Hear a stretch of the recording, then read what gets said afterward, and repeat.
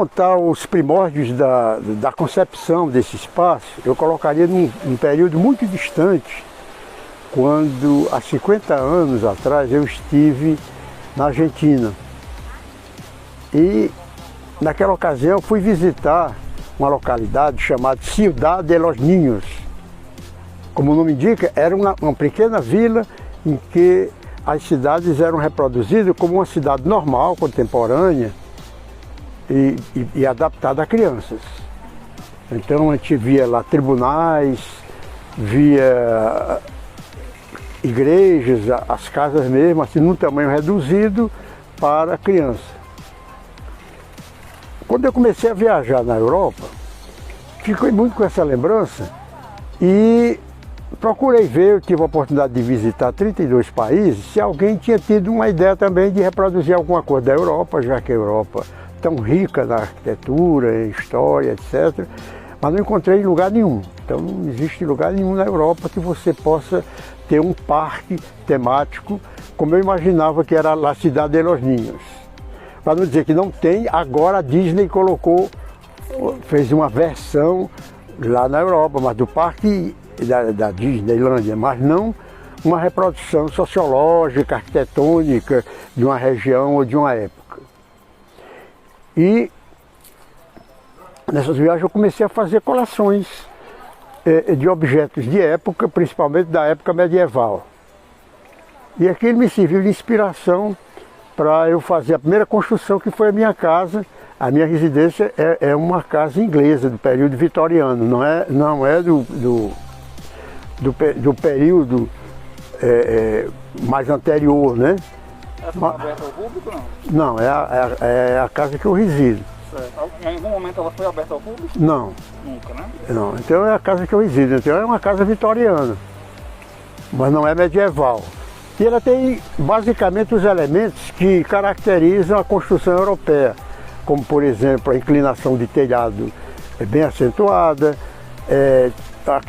aquelas que chamam, aquelas clarabóias que tem no telhado chamado cachorro sentado, que na minha casa tem uns 4 desses aí, tem o window bowl, que é aqueles avanços que tem adiante, né, da casa.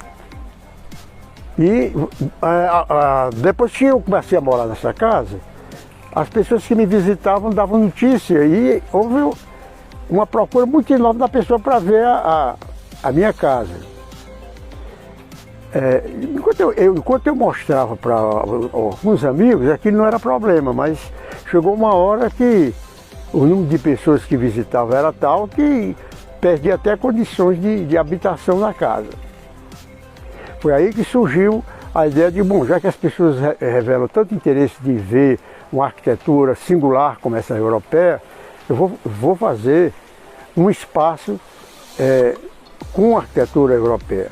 Hoje, você viajando na Europa, você vai encontrar ao mesmo tempo convivendo a parte histórica, principalmente predominando o período medieval, que é de 500 anos para trás, 1500 anos, 2000 anos, e a arquitetura contemporânea.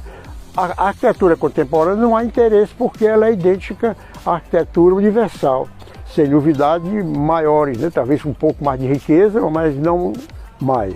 Mas a arquitetura medieval, não, ela chama muitíssima atenção por ela ter uma singularidade enorme na forma de se construir as casas.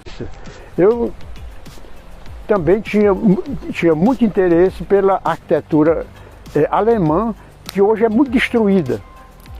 Devido à guerra, você tem que andar grandes percursos para poder chegar numa construção do período medieval, já que cidades inteiras foram completamente destruídas.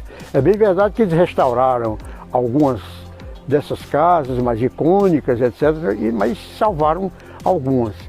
Essa é essa da esquina, essa que você vê que tem essa coluna, que é aquele dali com ardósia.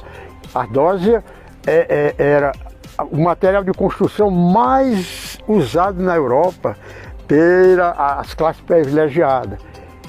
Usavam tanto que quando ele vinha, tem um país que tem um buraco tão grande que parece assim um vulcão, onde eles extraíam essa pedra ardosa para revestimento de piso, de paredes e de teto. Então, fizemos essa casa alemã. Aí se você vê lá, tem lá, aí já começa a aparecer os vitrais, que eram bastante próprios daquela época, e nós vamos ver já um vitral que aparece nessa construção.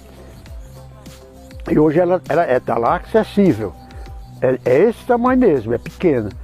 Até porque a Europa, as construções eram diminutas, ao contrário do que se pensa, porque o próprio castelo, ele tinha muito mais elementos de proteção, de fortaleza, e quando você chegava no interior do castelo, as salas, ao contrário do que a gente vê nos filmes, são mínimas, até onde o rei transitava, então eram pequenas. E as pessoas que faziam as casas habitavam também em casas assim diminutas.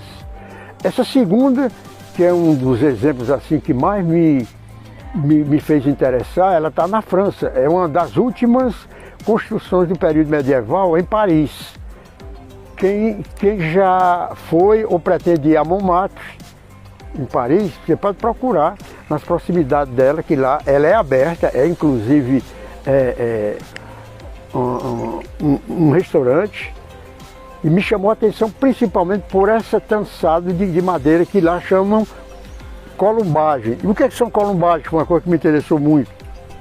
Porque ela tem uma afinidade muito grande com as nossas casas de taipa. Primeiro eles levantavam aquela construção toda de madeira, como você pode ver naquela primeira cabana, e depois nessa dali também, e depois ele usando uma argamassa feita com óleo de baleia, tapava aquela madeira, e então durante muito tempo essa madeira ficava coberta.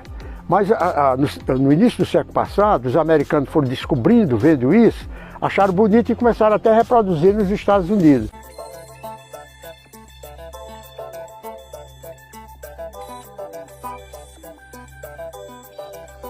Yeah.